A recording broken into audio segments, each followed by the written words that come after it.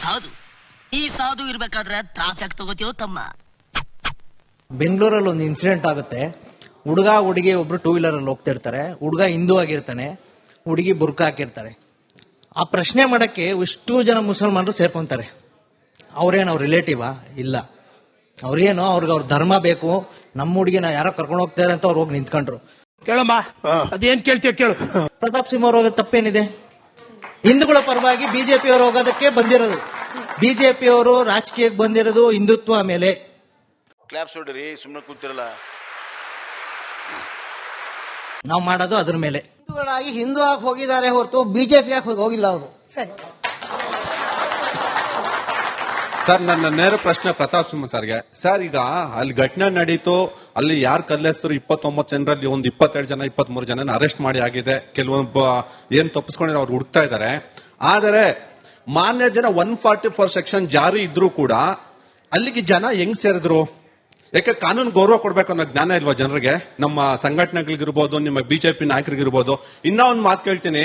ಆ ಒಂದು ಹೆಣ್ಣು ಮಗಳು ತುಂಬಾ ಟ್ರೋಲ್ ಆಗ್ತಾ ಇದೆ. ಯಾರೋ ಜ್ಯೋತಿಯನ್ನ ಹುಡುಗಿದು, ಆ ಹುಡುಗಿ ನೇರವಾಗಿ ಒಂದು ಸ್ಟೇಟ್ಮೆಂಟ್ ಕೊಡ್ತಾ ಇದೆ. ಸರ್, ನನ್ಗೆ 2,000 ರೂಪಾಯಿ ಕೊಡ್ತೀನಿ ಒಂದು ಆಸೆ ಇಟ್ಕೊಂಡು ಕರ್ಕೊಂಡು ಹೋದ್ರು.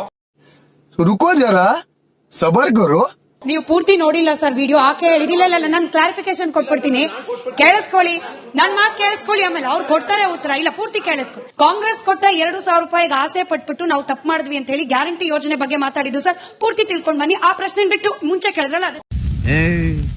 ನೀನ್ 7 ಮಿಂಡ್ರಿ ಆದ್ರೆ ನಾನು 14 ಮಿಂಡ್ರಿ. ಖಂಡಿತ ಸರ್, ಅವ್ರಿಗೆ 144 ಸೆಕ್ಷನ್ ಇರೋ ಜಾರಿ ಇರೋದು ಗೊತ್ತಿರಲ್ವಾ ಸರ್?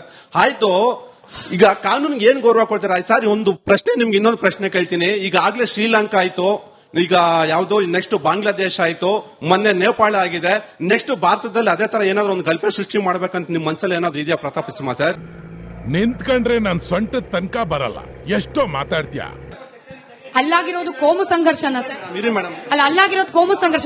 ನಿಮ್ದ ಕೇಳ್ತಿದ್ದೀನಿ ಪ್ರಶ್ನೆ. ಅಲ್ಲಾಗಿರೋದು ಕೋಮು ಸಂಘರ್ಷ ಮೇಡಮ್. ಕೋಮು ಸಂಘರ್ಷ ಇದೇನಾದ್ರೂ ಒಂದು ನಡೀತಾ ಇದ್ರೆ ಅದು ಬಿಜೆಪಿ ಅವರಿಂದ ಮಾತ್ರ. ಯಾಕಂದ್ರೆ ನಾನು ಒಬ್ಬ ಕಟ್ಟರ್ ಹಿಂದೂ, ನಾನೊಬ್ಬ ಕಾಂಗ್ರೆಸ್ ಪಕ್ಷದ ಕಾರ್ಯಕರ್ತ, ನಾನು ಕಟ್ಟರ್ ಹಿಂದೂ. ನನಗೂ ನನ್ನ ಧರ್ಮ, ನನ್ನ ದೇವ್ರ ಬಗ್ಗೆ ತುಂಬಾ ಹೆಮ್ಮೆ ಇದೆ. ಆದ್ರೆ ನಾನು ಇವ್ರ ತರ ಧರ್ಮನ ಅಡ್ಡ ಇಟ್ಕೊಂಡು ನಾನು ಎಲ್ಲೂ ರಾಜಕೀಯ ಮಾಡ್ತಾ ಇಲ್ಲ. ವರ್ಷಗಳಿಂದ ಎದೆಯಲ್ಲಿ ಬೆಂಕಿಯನ್ನು ಇಟ್ಟುಕೊಂಡು ಏನು ಮಾಡದೆ ಆರಿಸಿಕೊಳ್ಳುವುದು ಬಿಜೆಪಿ ಧರ್ಮದ ಸುಮಾರು ಡಿಬೇಟ್ ಅಲ್ಲಿ ಇವರು ಸಿಕ್ಕಿದ್ದಾರೆ. ಸುಮಾರು ಸರಿ ಪ್ರಶ್ನೆನೂ ಕೂಡ ಕೇಳಿದ್ದಾರೆ. ಅಲ್ಲಿ ಯಾಕೆ 144 ಸೆಕ್ಷನ್ ಹಾಕ್ಬಿಟ್ರು, ಯಾಕೆ ಜನ ಸೇರಿದ್ರೆ? ಸೆಕ್ಷನ್ ಹಾಕಿದ್ಮೇಲೂ ಯಾಕೆ ಜನ ಸೇರಿದ್ದಾರೆ? ಅಲ್ಲರಿ, ಗಣೇಶ ಪ್ರೊಸೆಷನ್ ಹೋಗ್ತಿತ್ತಲ್ಲ, ಪೊಲೀಸರು ಸರ್ಪಗಾವಲಲ್ಲೇ ಹೋಗ್ತಿತ್ತು. ಇದ್ರ ಮಧ್ಯದಲ್ಲಿ ಕೂಡ ಕಲ್ಲು ಯಾಕೆ ಬಿಸಾಡಿದ್ರು ಅದನ್ನ ಹೇಳ್ರಿ ಫಸ್ಟ್. ಈ ನನ್ನ ಮಕ್ಕಳಿಗೆ ತಿಂದ್ಬಿಟ್ಟು ಮನೇಲಿ ಬೇರೆ ಏನ್ ಕೆಲಸ ಇರಲ್ಲ, ಇಲ್ಲಿ ಬಂದು ನಿಂತ್ಕೊಂಡು ಹೋಗೋ ಬರೋರ್ನೆಲ್ಲ ತರಲೆ ಮಾಡ್ಕೊಂಡು ಪೋಸ್ ಕೊಡ್ತಿರ್ತಾರೆ ಬಡ್ಡಿ ಮಕ್ಕಳು. ಕಲ್ಲು ಯಾಕೆ ಬಿಸಾಡಿ? ನೀವು ಕಟ್ಟರ್ಪಂಥೀಯ ಹಿಂದೂ ಆಗಿದ್ರೆ, ಒಂದ್ ನಿಮಿಷ, ಕಟ್ಟರ್ಪಂಥೀಯ ಹಿಂದೂ ಆಗಿದ್ರೆ ನಮ್ಮ ಗಣೇಶ ಪ್ರೊಸೆಷನ್ ಮೇಲೆ ಕಲ್ಲು ಹೊಡೆದಿದ್ದಾಗ ನಿಮ್ ರಕ್ತ ಕುದಿತಿತ್ತು. ದೇವ್ರು ನಿನ್ಗೆ ಒಳ್ಳೇದ್ ಮಾಡ್ತದ?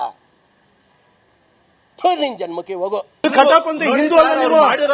ಯಾವ್ದೋ ಸುಮ್ಮನೆ ಒಪ್ಪಂತ ಇಲ್ಲ. ಕೆಲವು ಮುಸ್ಲಿಂ ಹುಡುಗರು ಮಾಡೋ ಕೆಲಸನ ಇಡೀ ಒಂದ್ ನಿಮಿಷ, ಸಮಾಜ ದೂರ್ತಿಲ್ಲ. ಈಗ ಸಮಾಜನ ನಾ ದೂರ್ತಿಲ್ಲ. ನಾನ್ ಹೇಳ್ತಿರೋದು ಈ ಸಮಾಜದಿಂದಲೇ ಈ ಕಲ್ಲು ಹೊಡೆಯ ಸಂಸ್ಕೃತಿ ಎಲ್ಲಿಂದ ಬಂತ ಹೇಳ್ರಿ? ಕಲ್ಲು ಹೊಡೆಯ ಸಂಸ್ಕೃತಿ ಯಾವ ಧರ್ಮದಲ್ಲಿ ಹೇಳ್ರಿ? ಯಾವ ಧರ್ಮದಲ್ಲಿ ಇದೆ ಹೇಳ್ರಿ? ಕ್ರಿಶ್ಚಿಯನ್ ಯಾರಾಗಿದ್ರು ತಪ್ಪು ಮಾಡಿದ್ರೆ ತಪ್ಪೇ ಸರ್. ನಾಳೆ ಬೆಳಿಗ್ಗೆ ನಾನೇ ಈ ಹಿಂದೂನೇ ಅಲ್ಲ ಗುರು. ನೀ ಹಿಂದೂ ಆಗಿದ್ರೆ ಗಣೇಶ ಪ್ರೊಸೆಷನ್ ಮೇಲೆ ಕಲ್ಲು ಬಿಸಾಡಿದ್ರೆ ನಿಮ್ ರಕ್ತ ಕುದೀತಾ ಇತ್ತು.